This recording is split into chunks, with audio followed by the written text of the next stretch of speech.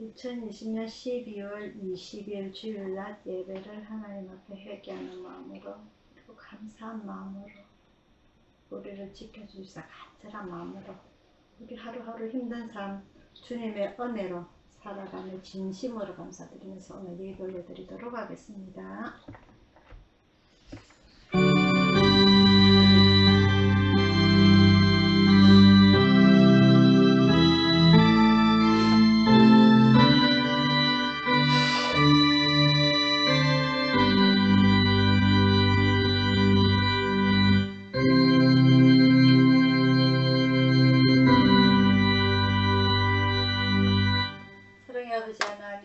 아버지 하나님의 은혜를 진심으로 감사를 드리옵나이다. 다사다난한 한 해의 이 연말 시점에 있어서 아버지 하나님 정말 최고로 힘든 2020년을 보내면서 아버지 하나님 우리 마음에 많이 병이 들고 힘들고 외로운 가운데서도 그래도 저희들 지켜주심을 진심으로 감사를 드리옵나이다.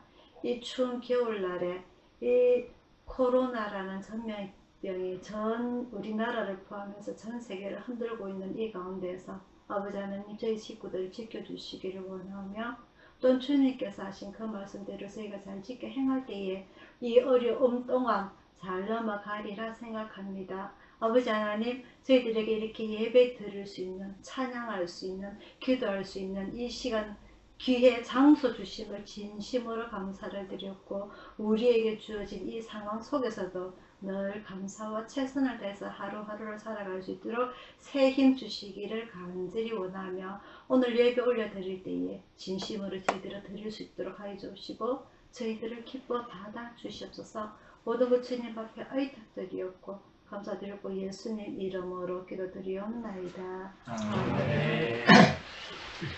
찬송가 93장입니다.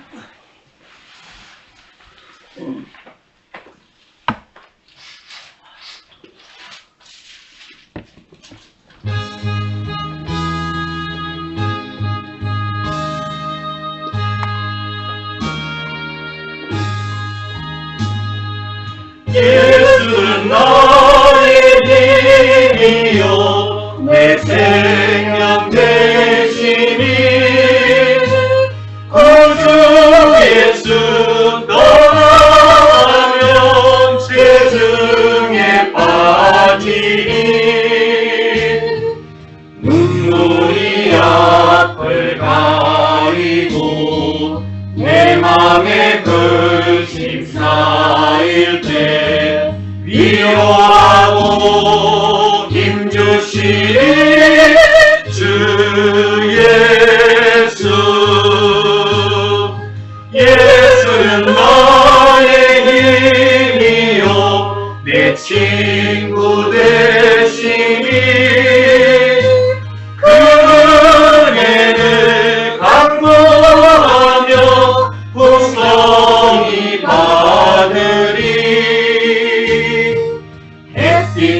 햇빛가비를 주시니 추수할 곡식만보다 귀한 열매 주시느니 주 예수.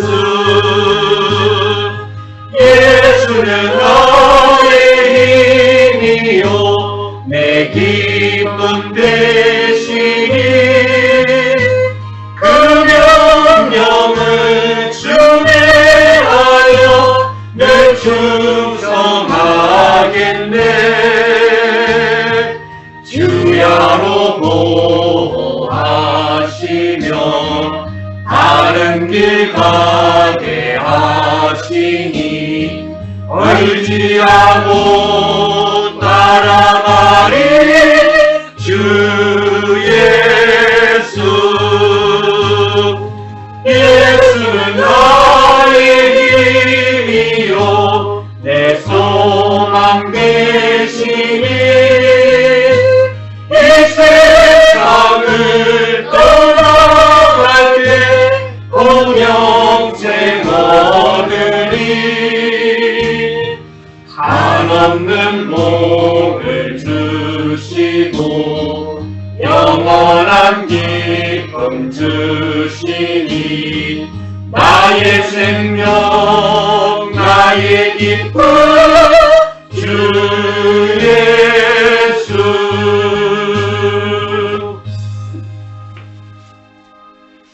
아멘. 다 같이 주기도문을 드리겠습니다.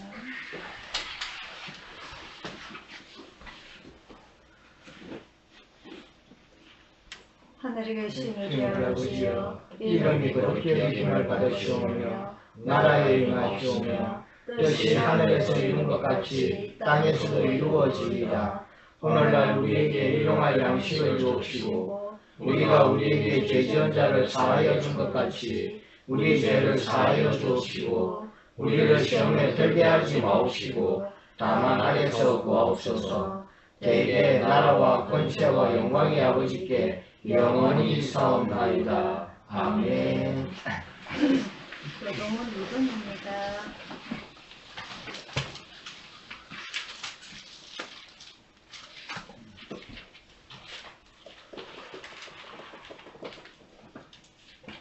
교동은 2번입니다. 10편, 2편.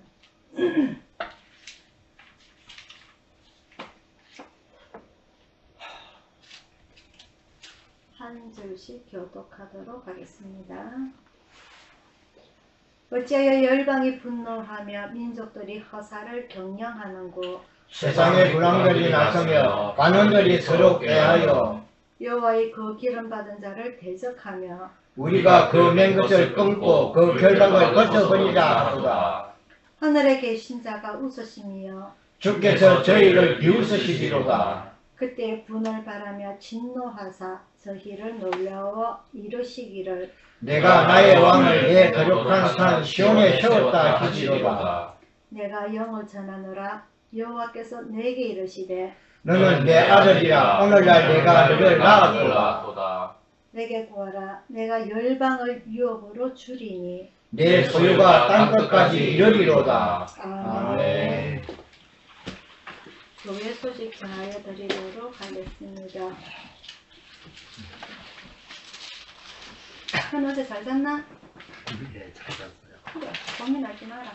되면 되는 결정감, 결론도 안 나는 거에 대해서 미리 염려하지 마라. 그것만큼 어리석은 일 없다. 결정이 나면 거기에 따라서 움직이면 되는 거지. 미리 난다고 사사걱정하노. 사사걱정한다고 뭐 해결될 바에야 전부 다 사사걱정하더라. 그자? 어리석은 짓 하지 마. 편하게 지내고 있어. 나도 갔다 왔다고. 갔다 와서 씹었다고. 고기 사도. 아파 죽겠다고 배가. 이번 주 금요일이 성탄절입니다. 제가 목요일 밤에 오면서 감자탕 사가지고 올게요. 네, 그래서 금요일을 데워 먹을 수 있도록 그렇게 하면 될 것 같고요. 올해가 이제 열흘밖에 안 남았습니다. 그죠? 아우, 이 지긋지긋한 한 해 빨리 좀 지나갔으면 좋겠어요. 내년에는 조금 좋다는 보장도 없지만은, 그죠? 그래도 좀 백신이 빨리 좀 잘 돼서 좀 제발 우리 전 세계 사람들이 좀 다 맞아가지고 이게 빨리 좀 끝나길 바랍니다. 여태까지 신종플루라든지 메르스가 있었고 사스가 있었고 이 지금 코로나까지 아유 정말 힘든 시기입니다. 그죠? 그래도 뭐 어쩌겠습니까? 닥쳐있는 일을 우리가 미리 사서 걱정한다고 뭐 해결되는 것도 아니고 내가 걱정해가서 내일 다 끝나면서 걱정을 밤새 걱정하겠는데 안 되는 겁니다. 우리 힘으로. 그죠? 그래서 우리 스스로 조심하고 식기 잘 소독하시고요. 그리고 마스크 잘 끼고 다니시고 하나하나 외출하지 마시고 병원 2번 갈까 1번만 가시고 이렇게 해서 우리 스스로 조심해서 이번 이 코로나도 잘 이겨내시기를 바랍니다. 우리 1년 잘 버텼잖아요. 그죠? 네, 그래서 여러분들 잘 이겨내시기를 바라고 따뜻함을 많이 드시고 지금 날씨가 많이 추워요. 많이 춥고 바람도 많이 불고 이 전부 다 제가 조금 전에 말씀드린 이 신종플루나 메르스나 사스나 코로나 다 호흡기 시험입니다. 우리가 말을 함으로 인하여서 그리고 공기 중에 전파되는 거예요. 그거 아직 백신 못 만들었잖아요. 사스하고 전부 다. 저거가 물러났지. 사스나 메르스 같은 경우에는 매개체가 뭐 낙타라든지 이렇게 딱 정해져가 있어요. 그거 안 하면 상관이 없는데 지금 이 코로나 같은 경우는 그거하고 조금 틀리게 자꾸 변종이 돼요. 지조대로 자꾸 변이가 돼요. 그래서 또 새로운 걸 항체를 만들어내고 이래가지고 우리가 독감 예방주사를 매년마다 맞잖아요. 독감 예방주사 맞는 게 원래 이 바이러스가 수천 가지가 되는데 원래 여기 예방될 거다 해서 딱 그거를 미리 만들어내는 게 아니에요. 그렇지. 작년에 유행했던 거를 표본을 삼아 가지고 조금 두세 가지 더 섞어 가지고 만드는 게 원래 맞는 우리가 여태까지 계속 해마다 반복되는 게 그게 독감 예방주사거든요. 마찬가지예요. 이것도 요거 조금 해놨다고 해서 요거는 독감 주사 같은 경우에는 여태까지 우리가 쭉 몇십 년을 해왔기 때문에 기본이라도 있지. 이 코로나는 기본 자체가 없어요. 그래서 걸렸던 사람, 나았던 사람 이런 걸 기초로 해가지고 만들어내다 보니까 합병증도 생기고 후유증도 생기고 안 맞는 것도 생기고 이런저런 일이 많이 생긴단 말입니다. 원래 독감 주사 맞고 돌아가신 분들 뉴스 많이 들으셨죠? 100명이 넘는다는 거. 여태까지 우리가 이 표본을 만들어 가지고 또 했던 것들도 이렇게 사망자가 많이 생기는데 듣다 보다 못한 색을 만들어내는데 사망자가 없다는 건 이게 이상한 거예요. 근데 그게 누가 될지 아무도 모른다는 말입니다. 하지만 기저질환이 있는 우리 식구들은 그게 더 빨리 다가올 수 있다는 거죠. 그런 위험성들이. 그래서 우리 스스로 조심해야 되는 수밖에 없는 거고 백신이 나오더라도 안심할 수 없는 거예요. 이게 정말 내한테 맞는 건가? 알 수 없는 거란 말입니다. 그래서 기본적으로 우리 스스로 조심해야 되고 마스크를 잘 낀다든지 외출 안 한다든지 이런 기본적으로 우리 스스로 조심하셔야 되는 부분들은 우리가 해야 되는 거고 그리고 안 되는 거는 이제 좀 지나서 이제 여러 많은 사람들이 백신을 맞았을 때에 효과가 좋다더라 그런 소문이 들리면은 그때는 우리도 백신도 맞고 이제는 조금 안심하고 다니지 않을까. 그때 돼봐야 알아요. 우리가 내년 일을 어떻게 합니까? 하루 한치 앞도 모르는데 일단 그렇게 여러분들 아시면 되고 우리가 스스로 해야 될 거는 우리 스스로 조심하는 것 아직까지는 그럴 수밖에 없습니다. 자, 그래 하시면 되고, 지금 또다시 이 겨울에 1000명이 넘는 게 가장 많은 프로테이지를 차지하는 게 단체가 요양병원입니다. 그죠? 요양병원, 그리고 교회. 1년 내내 교회가 빠지는 날이 없어요. 또 어찌 될지 모릅니다. 또 이제 예배 대면 금지, 어찌 될지 몰라요. 그래서 우리는 올 연말까지는 잘 버텨고 일단은 예배를 드리는 걸로 말씀을 드리고요. 내년에는 또 어찌 될지 모르니까 또 그때 봐가면서 그렇게 또 결정하도록 하겠습니다. 찬송가 355장 부르시면서 준비하신 헌금 함께 올려드리도록 하겠습니다. 찬송가 355장입니다.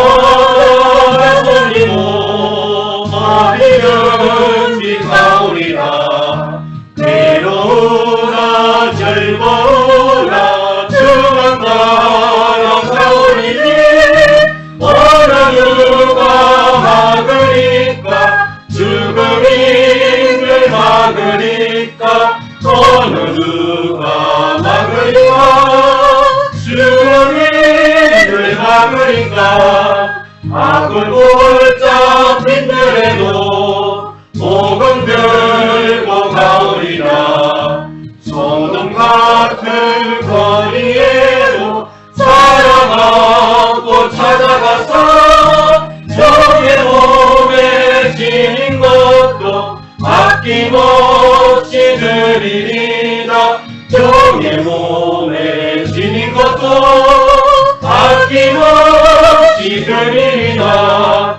존귀 영광 모든 것에 주님 올려받으소서 멸심창대 십자가는 제가 지고 가오리다 이름 없이 빛도 없이 감사하며 섬기리다 이름 없이 빛도 없이 감사하며 섬기리다 아멘. 자, 오늘의 말씀은 창세기 37장입니다.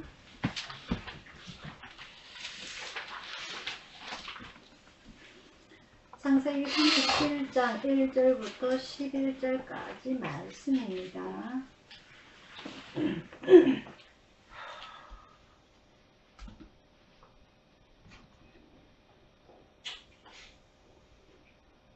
한 절씩 교독하도록 하겠습니다. 야곱이 가나안 땅 곧 그 아비의 유부하던 땅에 거하였으니 야곱의 작전은 이러하니라. 요셉이 17세의 소년으로서 그 형제와 함께 양을 칠 때에 그 아비의 첩 비라와 실바의 아들들도 더불어 함께 하였더니 그가 그들의 과실을 아비에게 고하더라.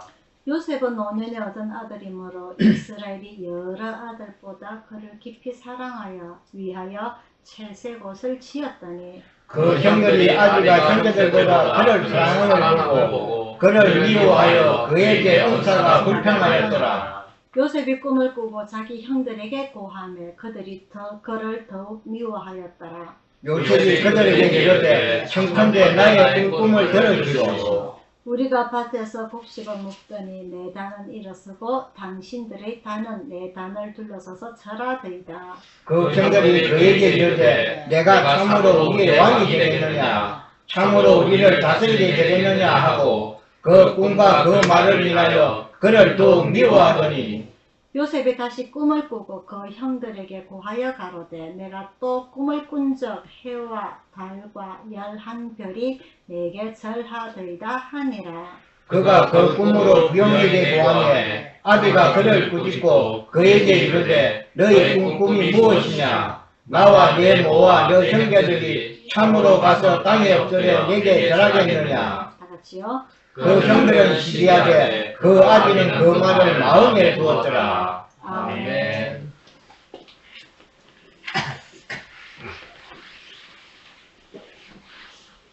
기도하겠습니다.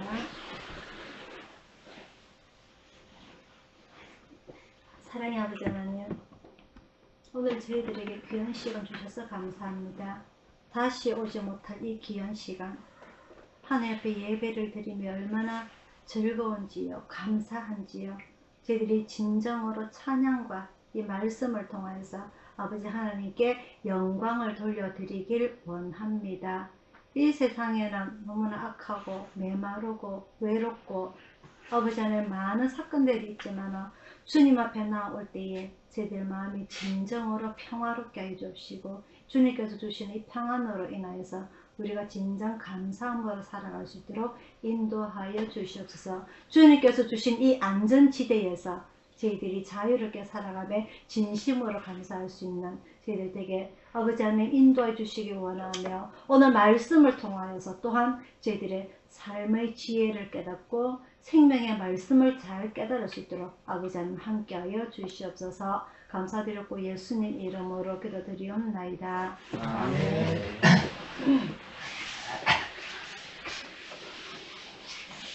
자, 오늘은 그 말씀이요 창세기 37장부터 45장까지 내용입니다.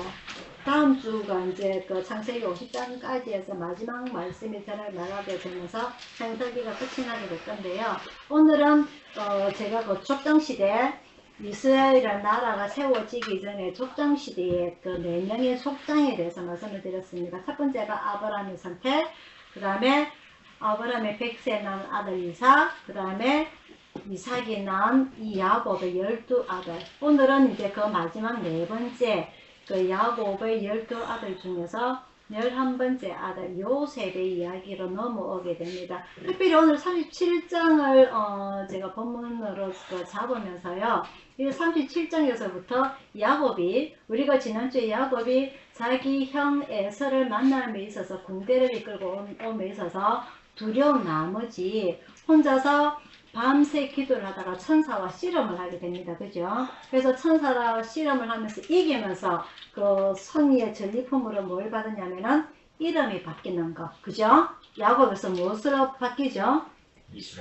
이스라엘이라는 새 이름을 얻게 됩니다. 그래서 오늘 이 37장에서는 성경 자체 내에서 야곱이라는 이름 대신에 이스라엘 이름이 바뀌게 되면서 기록이 됨을 의미하고 있습니다. 37장이. 그래서 이 37장이 조금 중요한 부분들이 될 거고요. 그리고 이 37장에서부터 이제는 야곱에서 하나님의 관점이 요셉에게로 넘어가게 되는 내용입니다. 자, 이 요셉은 우리가 잘 알다시피 그 야곱의 인생이라는 것은요.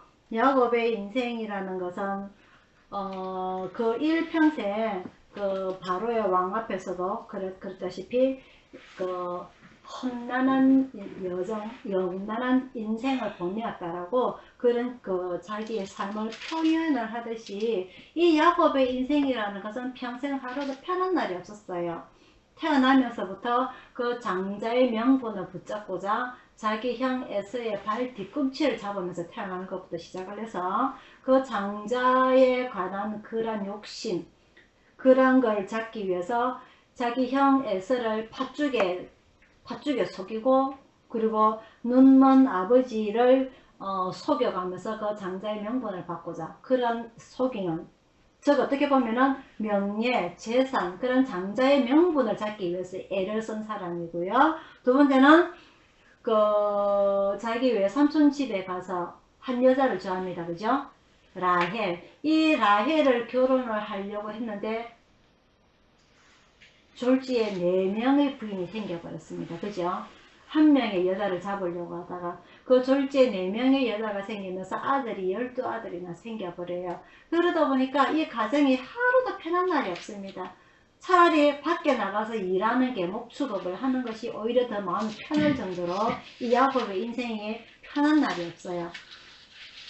그러다가 결국은 마지막에는 이 자기가 제일 좋아하는 이 요셉 11번째 아들, 왜? 이 자기가 제일 좋아했던 4명의 부인 중에서 라헬이 낳은 첫 번째 아들, 이 요셉을 가장 좋아했는데 오늘 본문의 내용이 바로 이 요셉이 어떤 일을 했느냐, 아버지한테서 가장 총애를 받다 보니까 우리가 오늘 본문에 읽었습니다.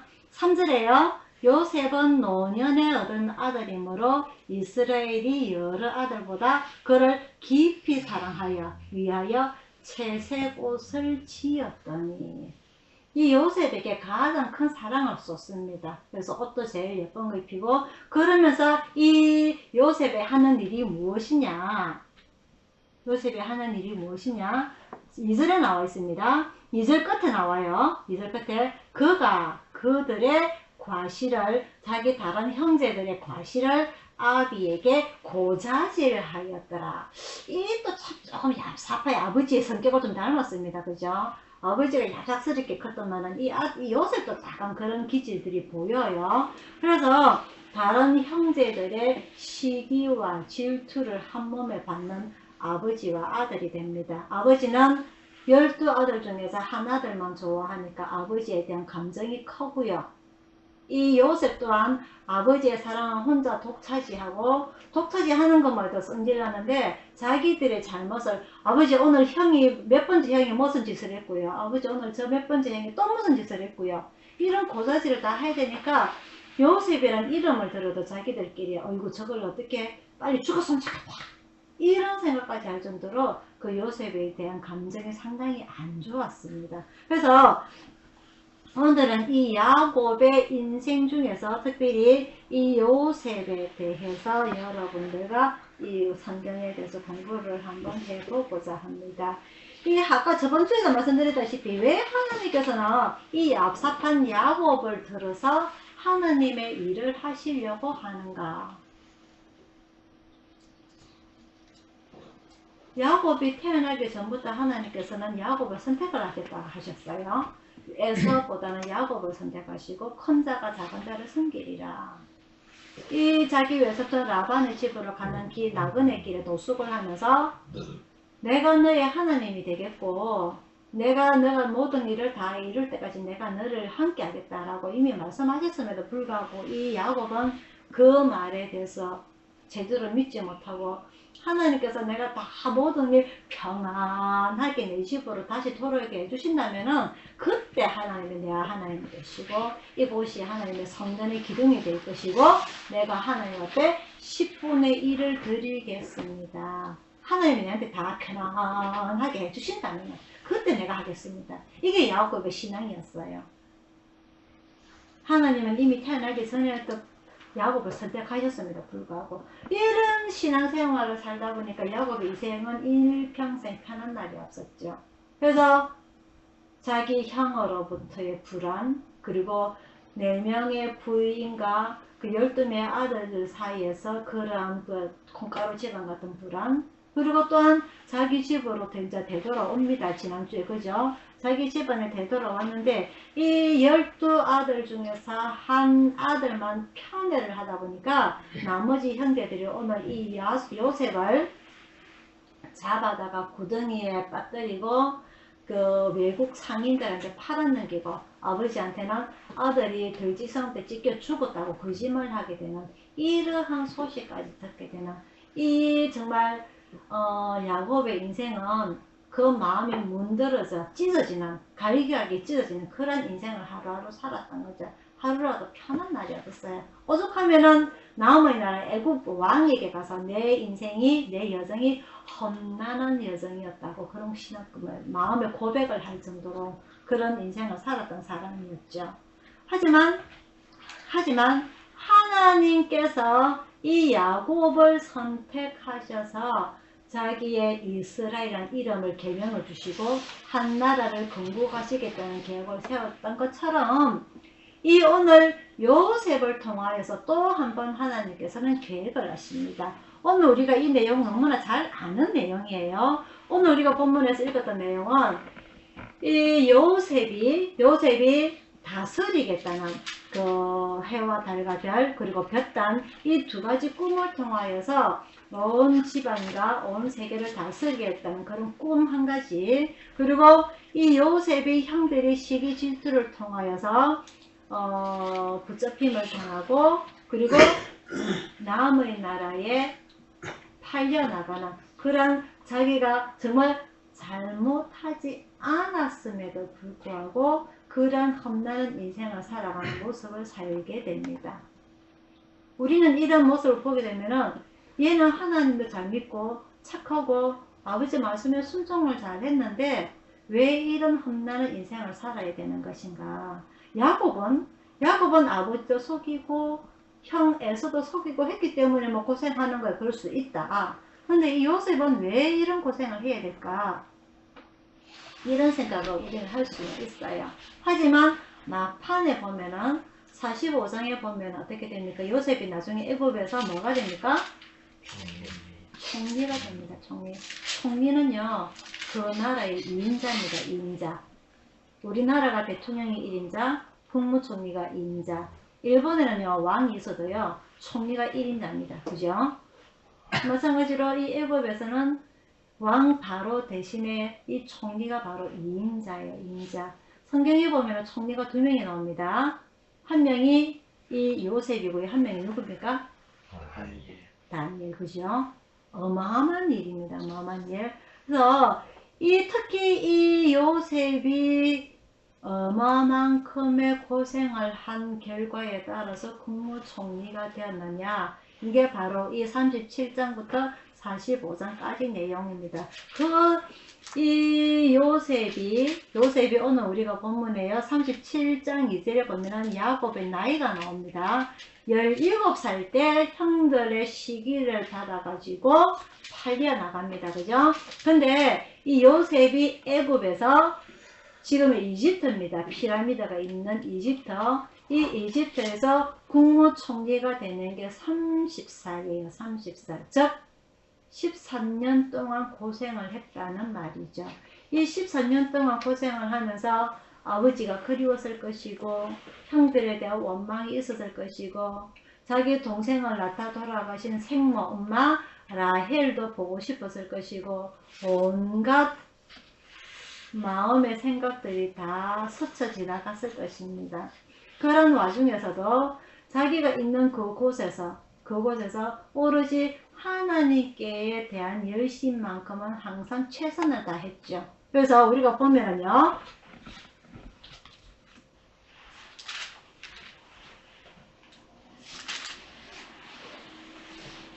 39장 23절입니다. 39장 23절. 얘가 감옥에 갇혀 있는데 요셉이 감옥에 갇혀 있는 39장 23절에 보면 전옥은 그의 손에 맡긴 것을 무엇이든지 돌아보지 아니하였으니 이는 여호와께서 요셉과 함께 하심이라. 여호와께서 그의 범사에 형통케 하셨더라. 자, 이건 우리가 한번 차이를 생각해 볼 수가 있는데요. 자기 아버지 야곱은 야곱이 외삼촌의 집에서 살아가는 20년 동안에 많이 나타나시진 않으셨어요. 야곱아, 우리 고생 많다. 아이고, 야곱아, 조금만 기다려라. 조금만 더 참으면 네 집으로 되돌아갈 수 있어. 안 하셨어요. 20년쯤 되었을 때에 이제 야곱아, 이제 네 집으로 되돌아가거라 라고 나타나셨을 뿐입니다. 그래서 이 야곱이 자기 외삼촌 라반한테 이제 나도 내 자식들을 거느리고 나도 이제 돌아가야 되겠습니다 라고 이야기가 나왔던 거고요. 그 20년 동안에 부인 4명, 자식 12명이 저끼리 시기 질투가 있더라도 하나님께서 한 번도 개입을 하신 적이 없어요. 오로지 야곱 혼자서 그 마음의 고통을 다 감수를 했단 말입니다. 하지만 오늘 요셉은 보면요, 여호와께서 요셉과 함께 하심이라. 여호와께서 그의 범사에 형통케 하셨더라.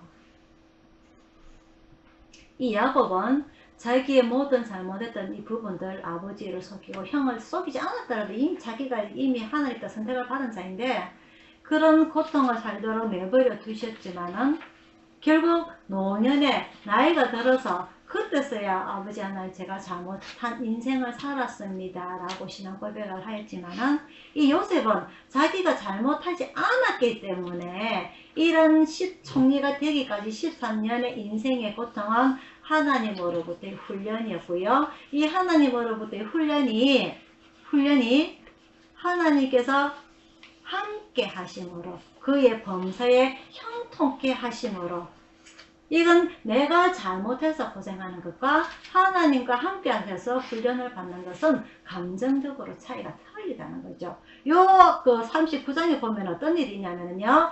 이 요셉이 한 그 상인, 보디발의 집에 상인에 팔려 나갔는데 요셉이 일도 잘하고 엄청 잘생겼어요. 그러다 보니까 이 조금 전에 그 보디발이 네가 정말 일을 잘하다 보니까 내 모든 우리 집의 집사가 되어라. 집사가 돼서 내 집안의 모든 일을 다 네가 일을 보아라고 맡깁니다. 근데 이 보디발의 부인이 이 요셉에게 자꾸 눈짓을 해요. 관심을 보입니다. 젊은 총각한테. 20대 젊은 총각이니까 관심을 보입니다. 근데 오늘 39장 9절에요 봅니다. 39장 9절에 이 집에는 나보다 큰 이가 없으며 주인이 아무것도 내게 금하지 아니하였어도 금한 것은 당신뿐이니 당신은 자기 아내임이라. 그런즉 내가 어찌 이 큰 악을 행하여 하나님께 덕죄하리까. 하나님 앞에 죄를 짓지 않게 위하여서 이 13년간의 훈련 속에 이러한 일까지 들어 있었다는 거죠. 내가 어떻게 하나님께 죄를 짓겠습니까? 요셉의 인생을 보면 내가 정말 죄 짓지 않았는데도 불구하고 형한테 시기를 받고 팔림을 받고 이렇게 아버지 집에 있으면 그 도란탕교처럼 고생하지 않냐고 평안하게 채색 옷 입고 이렇게 좋은 음식 먹고 살 수 있을 텐데 내가 아무 죄도 짓지 않았는데 왜 이런 내가 고생을 하노라고 원망과 불평 속에 살아가다 보면요, 일단 자기 출세기를 위해서 빠꼼이가 되고 사기를 칠 수 있을 것인데 이 요셉은 그러한 일에도 불구하고 하나님을 원망하지 아니하고 내가 어떻게 하나님 앞에 죄를 짓겠습니까? 라고 하는 자기의 신앙을 지키는 이런 인생을 살다 보니까 23절에 여호와께서 요셉과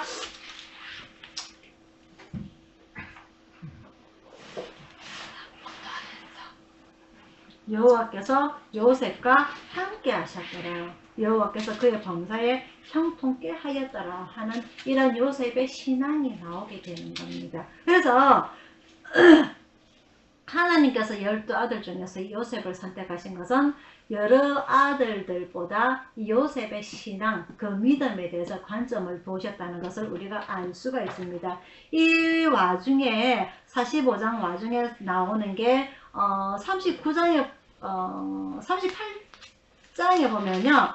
38장에 보면은 그 야곱의 12아들 중에서 네 번째 아들 유다가 나오게 됩니다. 유다라는 사람은요, 우리가 마태복음 1장 예수님의 족보에 의하면은 이 야곱의 12아들 중에서 과연 예수님은 어느 아들의 후손일까? 요셉이 이 야곱의 장자권을 물려받았기 때문에 요셉일까? 누구의 후손이죠? 유다의 후손입니다. 유다의 후손. 이 유다의 후손인데, 그러면은 하나님께서 장자권을 2명을 선택을 하셨는가? 예수님은 유다의 후손이고 실질적인 장자권은 12아들 중에서 요셉에게 야곱을 넘깁니다. 그래서 이 유다는요, 어떠한 인물인가에 대해서 마태복음 1장에 나오는 그 내용에 많은 독자들이 궁금증을 가질까봐 이 창세기 38장에서 유다에 대해서 살짝 표현을 하고 있습니다. 38장에 보면은요, 38장 1절에 보면요, 그 후에 유다가 자기 형제에게서 내려가서 제가 이 시대는 족장시대라고 했습니다. 족장시대. 이 족장시대라는 것은요, 우리나라 지금 현대하고 틀리게 지금 우리나라 현대는 자녀가 직장생활을 하기 위해서 집을 출가하기도 하고 결혼해서 분가하기도 하고 이런 많이 일어나서 각자 개인적인 삶을 살고 있죠. 그러다 보니까 집이 모자라 가지고 아파트 분양을 많이 하고 집을 많이 짓는데도 불구하고 속 시끄러운 게 지금 우리나라입니다. 그죠? 이 족장 시대는요, 아버지가 가부장이 되어서 아버지의 모든 재산은 자식, 부인, 그리고 재산, 가축이라든지 옷이라든지 텐트라든지 집이라든지 모든 게 한꺼번에 한 집에 살게 되는 그러한 게 바로 이 족장시대입니다. 이 야곱도 마찬가지로 이 자기 12아들 데리고 자기 아버지 이삭의 집으로 내려왔을 때에 이 에서가 이제 자리를 피하게 되죠. 그래서 그 옆으로 가서 에서가 살게 되고 이 자기 아버지 집에서 12아들과 같이 살게 되는데 유다가 오늘 자기 집을 뛰쳐나가는 걸 바로 내려갔다라고 표현이 되어 있습니다. 이 족장시대에 온 가족이 지금 이쯤 되면은요, 이 자식들이 전부 다 결혼을 하고 또 자식을 낳고 이랬기 때문에 재산과 사람이 어마어마합니다. 이 큰 재산을 가지고 이 여러 명의 가족을 데리고 한 족장이 살아가고 있는 이 야곱의 집에 유다가 자기 집을 떠났다고 돼 있어요. 떠났다고. 기분 좋게 떠난 게 아닙니다. 그 아버지의 가부장적인 태도, 그 요셉을 잃어버린 이후에 매일매일 술과 눈물로 살아가는 아버지의 모습이 보기 싫었던 거죠. 그래서 자기 아버지를 떠나가서 혼자 따로 결혼을 해서 자식을 3명을 낳게 됩니다. 그죠? 근데 자식을 낳게 되는데 어떤 일이 있느냐? 며느리를 봤는데 자기 아들 둘이가 죽게 되죠. 그죠? 자기 아들 둘이가 죽게 되는데 이 나라에는 우리나라하고 틀리게 큰 아들이 결혼해서 며느리를 봤는데 이 큰 아들이 자식을 못 낳고 죽게 되면 그 둘째 아들 형수랑 다시 결혼해서 그 형의 후사를 낳게 하는 게 바로 이스라엘의 관습입니다. 우리나라는 큰 아들이 자식이 없으면 둘째 아들이 결혼해서 둘째 아들이 아마 그 장자가 될 것인데 이 이스라엘에는 큰 아들이 죽고 없으면 둘째 아들이 형수하고 결혼해서 자식을 낳아도 자기 아들이 아니고 첫 번째 아들 양자로 주게 되는 거죠. 그 형의 아들이 되는 거죠. 이 둘째 아들이 이래봤자 내 아들이 자식이 장자가 되는 것도 아닌데 기분 나빠. 이러다가 하늘뱀이 뛰어가지고 둘째 아들도 죽게 됩니다. 그래서 이 유다가 졸지에 자기 아버지를 원망을 하면서 우리 아버지는 어떻게 결정권도 하나도 못 내리고 이렇게 풍지박산 짜증나는 집에 들어오면 하루도 편한 날이 없는 이런 인생을 살고 있는 것이야. 기분 나빠해서 집을 뛰쳐나와서 자기 나름대로 가정을 꾸리고 살아보려고 하니까 자기 인생사 또한 편안하지 않다는 거죠. 그래서 이 셋째 아들이 어리다는 핑계로 그 아들 셋째 아들까지도 잃어버릴까봐 이 며느리를 자기 친정으로 되돌려 보냅니다. 근데 이 며느리가 이 야곱의 집에 하나님의 한 나라를 민족을 만들겠다는 그 계획을 살면서 들었기 때문에 이 어쨌든 간에 이 유다의 시아버지 집에서 나는 후손을 낳겠다는 강렬한 생각을 가지고 있었어요. 근데 이 셋째 아들이 자랐음에도 불구하고 이 며느리를 부르지 아니합니다. 그래서 도대체 이 콩가루 집안에서 있을 수 없는 일이 일어나게 됩니다. 이 며느리가 창녀의 모습을 하고 자기 시아버지를 유혹을 하게 되죠. 그래서 자기 시아버지를 통하여서 자식을 쌍둥이를 낳게 됩니다. 정말 콩가루 집안입니다. 그죠? 그래서 뒤늦게 이 자기 며느리가 임신을 했다는 소문을 듣고서 자기 며느리를 세상에 특히 이런 일이 있을 수 있나, 저 며느리 간음을 했으니까 불로 살라 죽이라고 끌고 옵니다. 근데 그 남자가 누구죠? 자기 자신이죠. 그래서야 개탄을 합니다. 이 유다가. 내가 우리 아버지를 원망하고 살았더니 내 인생 이것조차 나는 그렇게 안 살려고, 나는 우리 아버지처럼 안 살 거야 하고 집을 뛰쳐나오는데 내 인생도 우리 아버지랑 별반 다를 게 없네. 참 인생 내 마음대로 안 되네. 그래서 자기 아버지한테로 되돌아가서 아버지 정말 고생 많이 하셨겠습니다 하고 아버지의 마음을 이해를 하게 되죠. 그래서 그 이후로 이 유다가 자기 아버지에게 효도를 하게 되는데, 이 효도하는 장면이 다음 주 2020년 마지막 주 예배 때에 자기 아들 요셉이 있는 애굽으로 넘어감에 있어서 가장 결정적인 일을 했던 게 바로 이 유다입니다. 아버지의 마음을 변하게 했던 게. 그래서 그 이후로 이 유다가 자기 아버지 야곱을 이해하게 되고 온 가정의 건사를 위해서 실질적인 일을 했던 게 바로 이 유다입니다. 이 첫 번째 아들이 야곱의 12아들 중에서 르우벤이라는 첫 번째 아들이 있는데요. 이 르우벤이 큰 실수를 하게 돼요. 큰 실수가 무엇이냐? 자기의 작은 엄마, 즉 야곱의 부인 4명 중에 1명하고 간통을 하게 되죠. 그래서 이 야곱 아버지로부터 눈밖에 벗어남을 당하게 되고, 이 유다가 마지막에 자기를 이해하고 위로하고 옆에서 공경하고 효도했던 이 유다에게 많은 관심을 주게 됩니다. 그래서 예수님의 조상은 12아들 중에서 이 유다가 되는 거고요. 그리고 실질적으로 자기가 제일 좋아했던 이 요셉이 애굽에서 총리가 됨으로 인해서 자기의 재산권, 장자의권은 이 요셉에게 넘어가는 그런 일들이 일어나게 됩니다. 그래서 오늘 결론을 보게 되면요, 야곱의 인생은 하루도 편한 날이 없습니다. 자기의 말년에 아이고 하나님께서 어릴 때 우리 엄마에게 들었던 이야기가, 이미 엄마 뱃속에 있었을 때부터 하나님께서는 나를 선택을 하셨는데 제가 참 인생 잘못 살았습니다. 제가 혼자서 열심히 나부댔는데 이 나부대는 제 인생이 너무 힘든 인생을 살았습니다. 차라리 하나님의 말씀 믿고 그대로 그냥 얌전하게 다 있었더라면 제가 이렇게 고생하진 않았을 텐데요. 뒤늦게 하나님 앞에 고백을 하죠. 눈물로. 하지만 이 요셉은요, 하나님께서 훈련하시기 위해서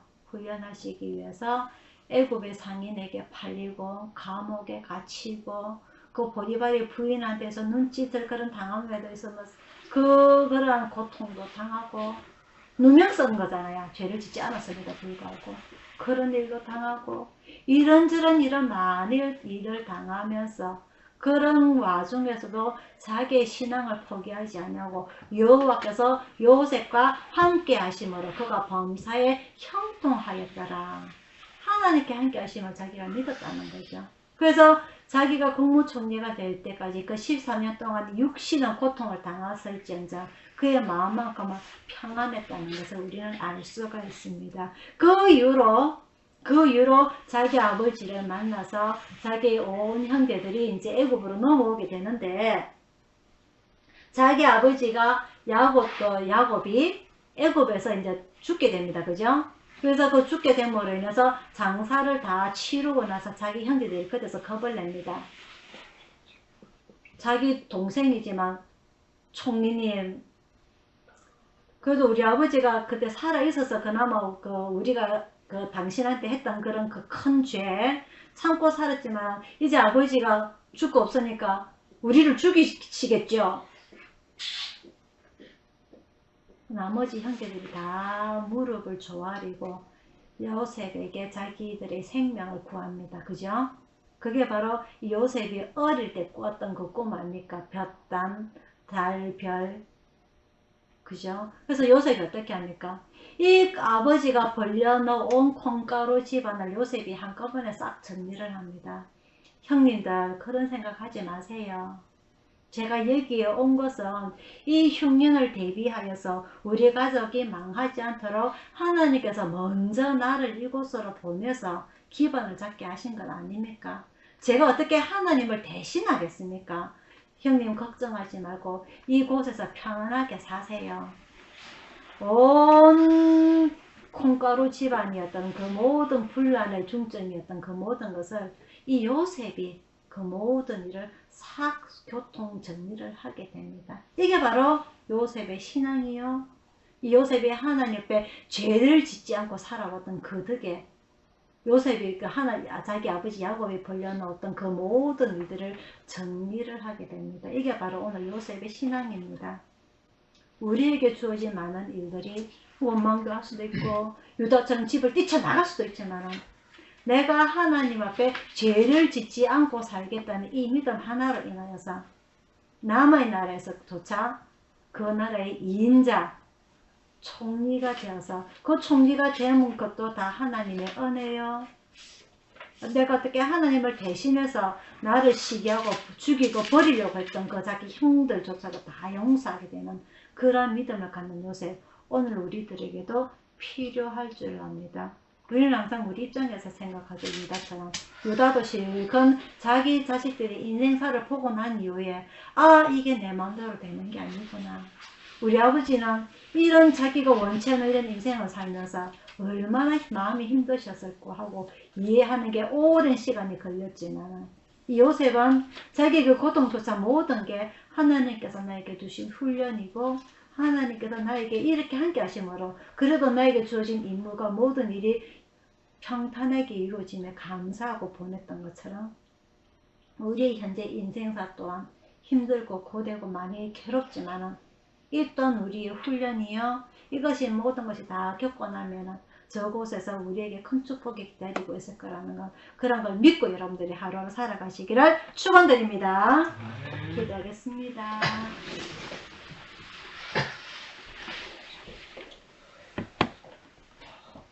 사랑의 아버지 하나님, 오늘 이 야곱의 인생을 보면서 또한 이 요셉의 인생을 보면서 이 야곱과 요셉이 정말 정반대의 삶을 살아온 걸 봅니다. 둘 다 똑같이 고통을 당하고 훈련을 받았지만 야곱은 정작 나이가 들어서야 자기 인생을 후회하고 하나님 앞에 이제서야 자기 신앙을 고백하지만 요셉은 어떠한 환경에 처해 있든지 하나님께 죄짓지 않기 위하여서 최선을 다하였던 그런 훈련을 봅니다. 사랑의 아버지 하나님, 우리는 어떠한 삶을 살고 있습니까? 야곱처럼 하나님의 도움 필요 없이 내 뜻대로 아둥바둥 열심히 살고 있지는 않은지, 아니면 이 요셉처럼 나에게 어떠한 환경에 처해지더라도 하나님께 죄짓지 않고 착실하게 살겠다는 그런 마음으로 살아가고 있는지 이 연말에 우리가 이 한번 비교를 해보면서 우리 또한 어떻게 살아야 할지를 한번 생각해보는 이 귀한 시간 되게 하여 주시옵소서. 예배를 마치고 돌아가면 우리는 또 우리의 생각대로 살아갑니다. 우리의 계획대로 살아갑니다. 아버지 하나님, 하나님께서 이 요셉에게 늘 함께 하셔서 범사에 형통케 하셨던 것처럼 우리들에게도 함께 해주셔서 이 코로나부터 지켜주시고 유혹으로부터 지켜주시고 시험으로부터 지켜주시고 훈련을 통하여서 우리가 더욱더 굳건한 신앙을 가지며 자라날 수 있는 그런 발판이 될 수 있도록 아버지 하나님 함께 하여 주시옵소서. 2020년에도 그러하였듯이 2021년 동안에도 아버지 하나님 우리가 하나님께 죄 짓지 않도록 늘 긴장하며 살아갈 수 있도록 인도해 주시길 간절히 원하오며 감사드렸고 예수님 이름으로 기도드리옵나이다. 아멘. 찬송가 394장입니다.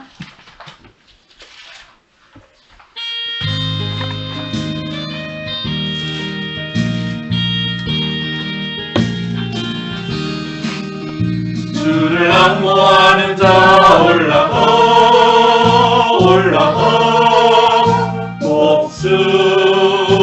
목소리같이 모든 삶 이기고 근심 걱정 벗으는 올라가 올라가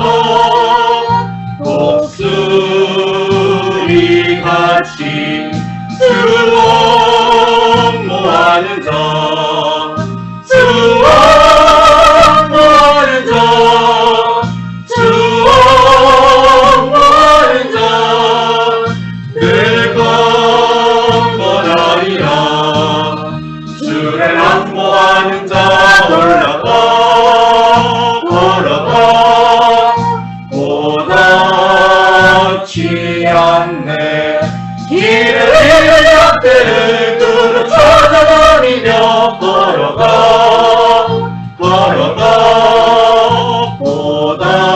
고단치 않네 주 옹모하는 자 주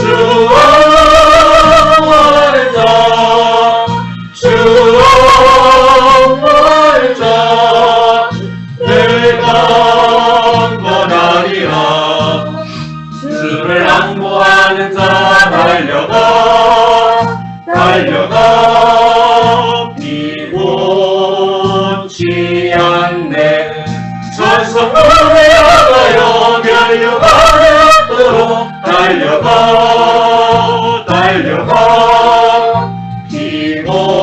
비곤치 않네 주 옹모하는 자 주 옹모하는 자 주 옹모하는 자 늘 건건하리라 주를 앙모하는 자 올라가 올라가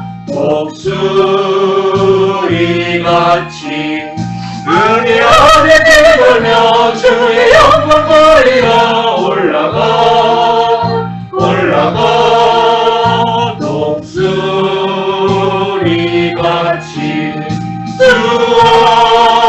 옹모하는 자 주 옹모하는 자 주 옹모하는 자 늘 건건하리라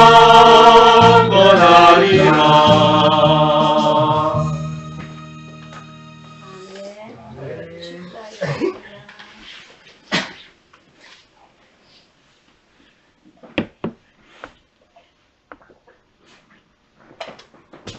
지금은 우리를 구원하신 주 예수 그리스도의 은혜와 성령님의 감화 감동하심과 평화와 축복이요 오늘 이 예배를 간절히 바라는 우리 병원에 있는 우리 가족들과 오늘 주님 앞에 무릎을 꿇고 요셉처럼 자기에게 어떤 환경에 처해 있든지 죄를 짓지 않고 살겠다는 그런 믿음과 이 야곱처럼 인생의 후반을 되돌아볼 때에 나에게 되돌아오는 것은 정말 후회밖에 없다는 정말 하나님께 올바로 살 것을 뒤늦게 신앙 고백하는 그러한 우리의 야곱을 보면서 우리는 어떻게 살아가야 될 것인가, 어떤 새해를 맞이해야 될 것인가를 생각해 보고자 원하는 우리 가족들 모두에게 충만히 있을지어다.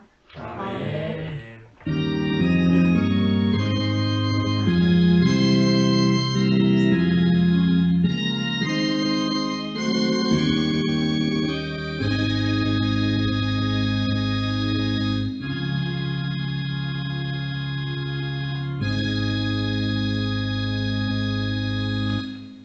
하늘 사랑합니다.